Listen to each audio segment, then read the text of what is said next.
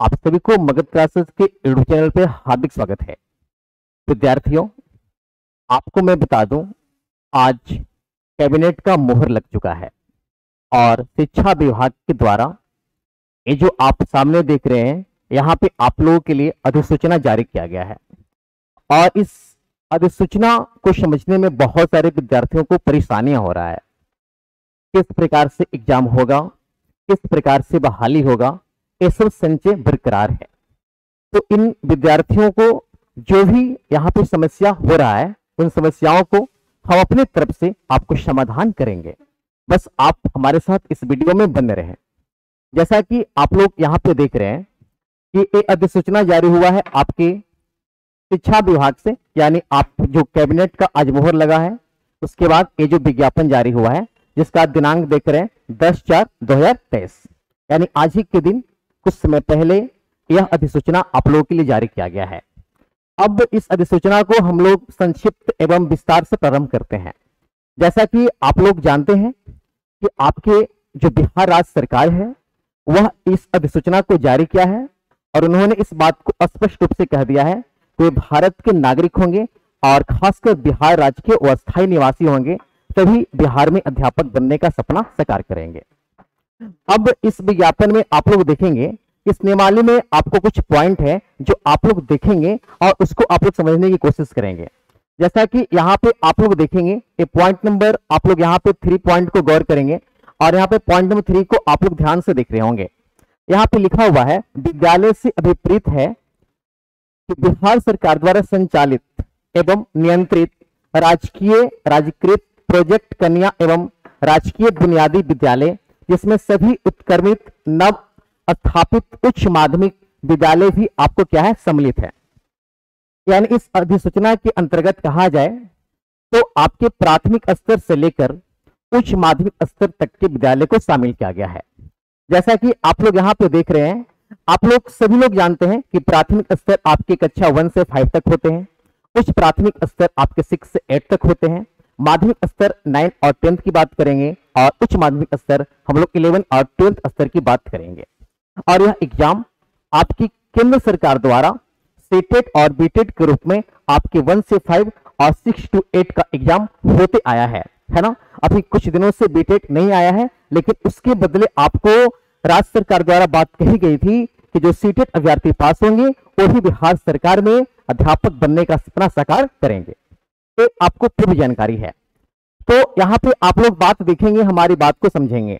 यहाँ पे बात स्पष्ट रूप से लिखा हुआ है कि आपके जो यहाँ पे देखिए जो बात है आपके, यानी माध्यमिक और उच्च माध्यमिक, प्राथमिक और उच्च प्राथमिक स्तर पे ये जो बात कही गई है।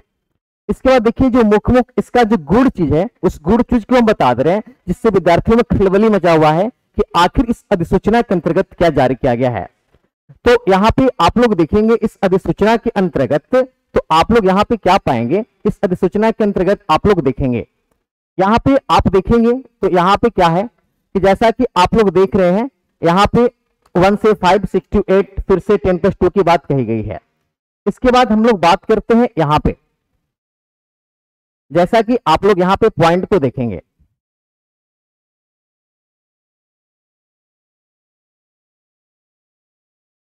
यहाँ पे आप लोग बात देखिए और ये जो स्पष्ट रूप से यहाँ पे बात लिख दिया गया है, विद्यालय अध्यापक के सभी पद सीधी नियुक्ति के द्वारा भरे जाएंगे। यानी कहने का अर्थ क्या हुआ कि बिहार सरकार के द्वारा एक आयोग का गठन किया गया है और उस आयोग के द्वारा आपको बिहार में सीधे अध्यापक बनने का मौका मिलेगा या आपको अवसर मिलेगा। इसमें आप देखेंगे तो मैंने जो आपको बताया कि भारत का नागरिक हो और बिहार राज्य का अस्थायी निवासी हो। इसके बाद यहाँ पे देखेंगे कि विद्यालय के अध्यापक के पद पर नियुक्ति हेतु राष्ट्रीय अध्यापक शिक्षा परिषद द्वारा समय समय पर निर्धारित शैक्षणिक प्रशैक्षणिक योग्यता धारित करता हो। विशेष विद्यालय के अध्यापक के लिए अर्हता भारतीय पुनर्वास परिषद के अनुरूप अनुमान होगा। अब यहाँ पे हम लोग बात करते हैं अगली बात, यहाँ पे जो आप लोग देख रहे होंगे, जो आपके लिए बहुत काफी महत्वपूर्ण होने वाला है। जैसा कि इस बात को आप लोग समझ लीजिए कि बात क्या है जो लिखा हुआ है। यहाँ पे आप लोग जो बात देखेंगे पॉइंट नंबर 3, यहाँ पे पॉइंट नंबर 3 आप लोग के लिए स्पष्ट यहाँ पे लिखा गया इस नोटिफिकेशन के माध्यम से, जिस अधिसूचना के माध्यम से लिखा हुआ है क्या कि राज्य सरकार एवं केंद्र सरकार द्वारा समय समय पर आहूत शिक्षक पात्रता परीक्षा में उत्तीर्ण होना होगा। यानी कहने का अर्थ क्या हुआ कि राज्य सरकार द्वारा जो बीटेट का परीक्षा होता है उस परीक्षा में आपको पास होना स्वाभाविक होगा।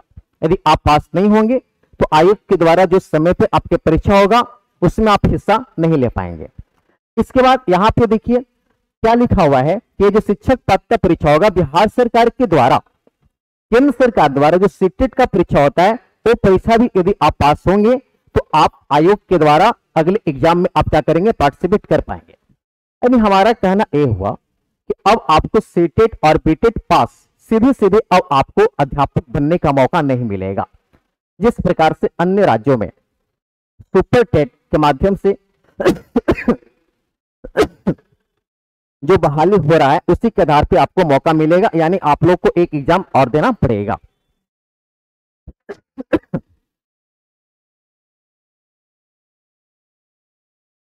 अब इसके बाद हम लोग बात करें कि ये आपको नियुक्ति के लिए ये आपको जारी किए गए हैं और इस पीडीएफ को देखेंगे, ये काफी आपके बहुत बड़े पीडीएफ हैं और इसको समझेंगे तो हमारा बस आप विद्यार्थियों को सूचना ये देना था कि आप लोग सीटेट, एस्टेट या बीटेट जो भी अभ्यर्थी पास है उनके लिए एक एग्जाम आयोग के द्वारा बिहार सरकार द्वारा जो गठित हुआ है उस आयोग के द्वारा एक परीक्षा बहुत जल्दी संपन्न कराया जाएगा और उस परीक्षा के लिए आपको आयोग द्वारा बहुत जल्द विषय वस्तु प्रस्तुत कर दिए जाएंगे और उसी विषय वस्तु के अंतर्गत आपको परीक्षा लिया जाएगा। और सबसे बड़ी खुशखबरी की बात यह है कि महिलाओं को 50% आरक्षण दिया गया है, यानी महिलाओं का बल्ले बल्ले है और यदि थोड़ी सी वो तैयारी करेंगे तो उनका सरकारी जॉब हो पाएगा। यानी हमारा कहना यह है कि अब थककर हारने से फायदा होने वाला नहीं है, अब आपको उठना पड़ेगा और जागना पड़ेगा क्योंकि बिहार सरकार द्वारा आपको आयोग द्वारा परीक्षा लिया जाएगा और पास करेंगे परीक्षा, उसी के आधार पे आपका अब बिहार में अध्यापक बनना का सपना पूरा होगा। बाकी इस पीडीएफ को मैं डिस्क्रिप्शन बॉक्स में मैं डाल दूंगा, वहां पे आप लोग पढ़ते चलेंगे और हमारी बात को आप लोग समझते रहेंगे, है ना। ये पीडीएफ आपका 11 पेज का जैसा कि आप लोग देख रहे हैं। अब यहाँ पे हम लोग बात करते हैं नियुक्ति की प्रक्रिया। तो नियुक्ति की प्रक्रिया देखिए, शिक्षा विभाग द्वारा विद्यालय के अध्यापक पर सीधी नियुक्ति परीक्षा होगा और इसका ऑनलाइन होगा और ऑनलाइन के लिए आपके 38 नियोजन इकाई बनाए गए हैं जिसपे आपको सीधी भर्ती होगा और रोस्टर तैयार किया जाएगा और उसी रोस्टर के माध्यम से आपका अध्यापक बनना साकार होगा।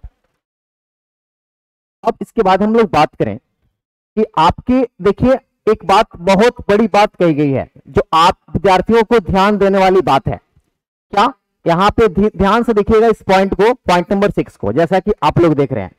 सबसे बड़ी बात एक कह दिया गया है कि यदि आप सीटेट और बीटेट एस्टेट आप पास हैं तो पहले आप क्या था कि अध्यापक बन सकते थे डायरेक्ट सीधे सीधे, लेकिन अब सीटेट और एस्टेट पास होने के बाद या बीटेट पास होने के बाद आयोग के द्वारा जो परीक्षा होगा उसमें आप देख रहे होंगे कि यहाँ पे कोई भी अभ्यर्थी नियमावली के अंतर्गत अधिकतम 3 बार परीक्षा में भाग ले सकेगा, यानी 3 बार में ही आपको परीक्षा पास करना होगा तो आपको अध्यापक बनने का मौका मिलेगा। ये सबसे बड़ी बात कही गई है कि अब आपको 3 अटेम्प्ट में दिया जाएगा। तो इस 3 अटेम्प्ट में यदि आपको सरकारी अध्यापक बनना है तो आपको मगध क्लासेज में स्वागत है और हम बहुत जल्द ही आप लोगों के लिए यहाँ पे न्यू बैच प्रारंभ करने जा रहे हैं। आप सभी विद्यार्थियों का वेलकम है और यह बैच हमारे ऑनलाइन के माध्यम से और ऑफलाइन के माध्यम से आपके शहर जहानाबाद में ऑफलाइन बैच चलेगा और ऑनलाइन तो पूरे बिहारवासी हमसे जुड़कर पढ़ेंगे और उसका लाभ उठाएंगे। और यह जो शिक्षा जो है काफी किफायती दर पर आपको मगध क्लासेस की तरफ से दिया जाएगा और हमारे मगध क्लासेस के जो परिवार है वो पूरी तरह से समर्थ हैं आपको एग्जाम का तैयारी करने के लिए। बहुत से विद्यार्थी निराश हैं, निराश होने की बात नहीं है, सरकार के द्वारा जो भी कदम उठाए गए हैं उनका पालन करना होगा। बाद में क्या होगा वो कोई नहीं जानता है, यानी थक के नहीं हारना है और आपको एग्जाम की तैयारी में लग जाना है। तो विद्यार्थियों आप लोग को जन जन जितने भी आप लोग अध्यापक सीटेट बीटेट एस्टेट पास हैं वो विद्यार्थी आप लोग जाग जाइए और फिर से आपको एग्जाम देना पड़ेगा।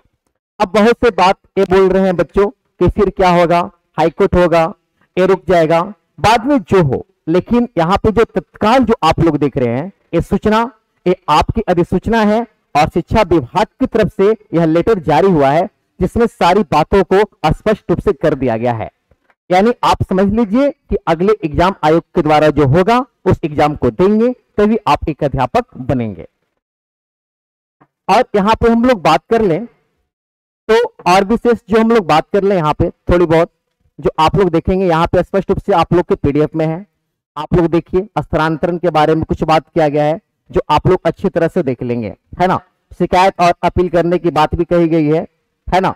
यहाँ पे आप लोग देख लीजिएगा प्रक्रिया का माध्यम है, यानी मैंने आपको छोटे से छोटे शब्दों में समझाने की कोशिश किया है कि आपको सीटेट बीटेट एस्टेट पास अभ्यर्थियों को आपको आयोग द्वारा जो परीक्षा होगा उस परीक्षा को देना होगा। ऐसा नहीं है कि सीटेट एस्टेट और बीटेट की परीक्षा रद्द कर दिया गया है और एक नया परीक्षा होगा, ऐसा परीक्षा नहीं होगा। यानी पहले आप एक एग्जाम देकर पास होते थे तो आप अध्यापक बनते थे, तो अब आपको दूसरे एग्जाम देना होगा और ये अनिवार्य है। और इससे क्या होगा, भविष्य में सरकार को कुछ फायदा होगा, जिसके लिए सरकार ने इस अधिसूचना को जारी किया है। अब फायदा क्या होगा आप लोग देखिए। और आप लोग सोच रहे होंगे कि सर आपको तो कोई फर्क नहीं पड़ता। हमको फर्क पड़ता है, क्योंकि भारत में, यहाँ बिहार में, खासकर भारत देश के बिहार में बेरोजगारी बहुत मात्रा में है। तो बहुत से लोगों का शादी का सपना टूट गया, बहुत से लोगों को अच्छे स्कूल में पढ़ाने का सपना टूट गया। बहुत से लोग सोचे थे कि हम एक करेंगे इस बहाली के बाद, एक साल में हमारा बहाली हो जाएगा। लेकिन सपने को साकार करने के लिए आपको एक परीक्षा देना होगा, तो आप लोग इसकी तैयारी में जुट जाएं। तो विद्यार्थियों, हम आपको नेक्स्ट वीडियो में लेकर आएंगे कुछ चुनिंदे बातों।